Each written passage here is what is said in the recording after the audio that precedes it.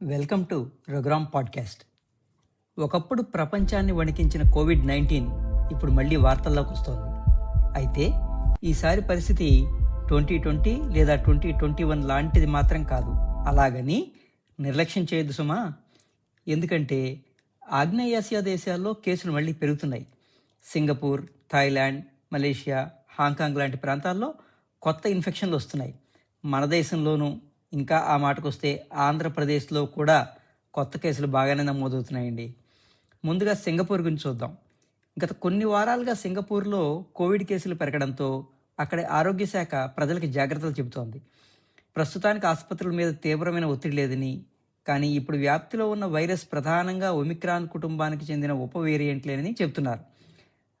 దీనికి వ్యాప్తి చెందే అవకాశం ఎక్కువ. సివియారిటీ ఉండకపోవచ్చు, కానీ అయినా వృద్ధులు, దీర్ఘకాలిక వ్యాధులతో బాధపడేవాళ్ళు, రోగ నిరోధక శక్తి తక్కువగా ఉన్నవాళ్ళు బూస్టర్ డోసులు తీసుకోవడం మంచిదని వాళ్ళు చెప్తున్నారు. మన దేశంలో ఇప్పుడు గుర్తిస్తున్న ప్రధానమైన వేరియంట్ ఒమిక్రాన్ RF.5. ఇప్పటి వరకు అందుబాటులో ఉన్న సమాచారం ప్రకారం దీనికి చాలా వేగంగా వ్యాపించే అవకాశం ఉంది. అయితే ఇంతకు ముందున్న ఒమిక్రాన్ వేరియంట్లతో పోలిస్తే తీవ్రమైన అనారోగ్యాన్ని కలిగిస్తుందన్న ఆధారాలు మాత్రం ఇప్పటి వరకు లేవు.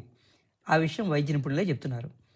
మన రాష్ట్రాల వారీగా కేసులు ఒక్కసారి చూసుకుంటే కేరళలో 115 కేసులు, ఆంధ్రప్రదేశ్లో 65 కేసులు నమోదయ్యాయి, 4 మరణాలు కూడా రికార్డ్ అయ్యాయి. కర్ణాటకలో 64, మహారాష్ట్రలో 43, తమిళనాడులో 39 కేసులు వచ్చాయి. అండమాన్ నికోబార్లో 18 కేసులు, ఢిల్లీలో 18 కేసులు, రాజస్థాన్లో 12 కేసులు నమోదయ్యాయి. మనకి ఆంధ్రప్రదేశ్లో నమోదైన 65 కేసుల్లో ఎక్కువగా అనంతపురం, విశాఖపట్నం, బాపట్ల జిల్లాలో కనిపించాయండి. అలాగే తూర్పుగోదావరి జిల్లాలో కూడా కొన్ని కేసులు ఉన్నాయి.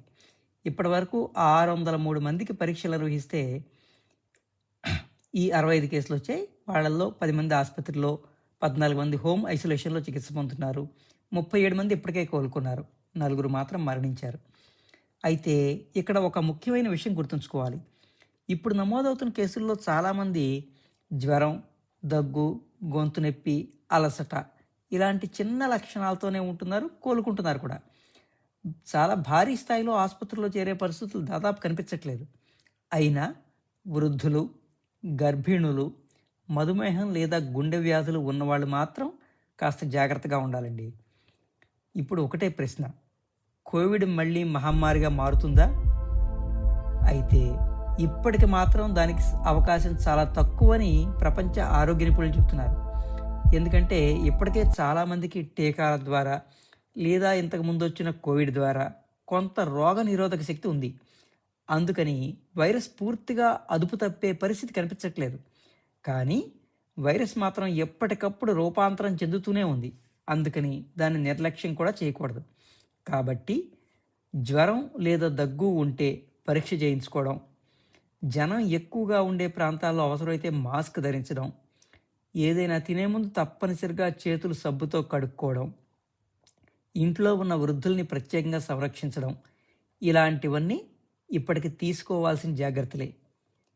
ఒకటే విషయం అండి, కోవిడ్ మన జీవితాల నుంచి పూర్తిగా వెళ్ళిపోలేదు, కానీ మనం దాన్ని ఎలా ఎదుర్కోవాలో మాత్రం నేర్చుకున్నాం. భయం కాదు, ఇప్పుడు అవసరమైనది బాధ్యతే. ఈ వీడియో మీకు నచ్చితే లైక్ చేయండి, షేర్ చేయండి. అలాగే మరిన్ని ఉపయుక్తమైన అంశాల కోసం మా ఛానల్ని సబ్స్క్రైబ్ చేయండి. ధన్యవాదాలు.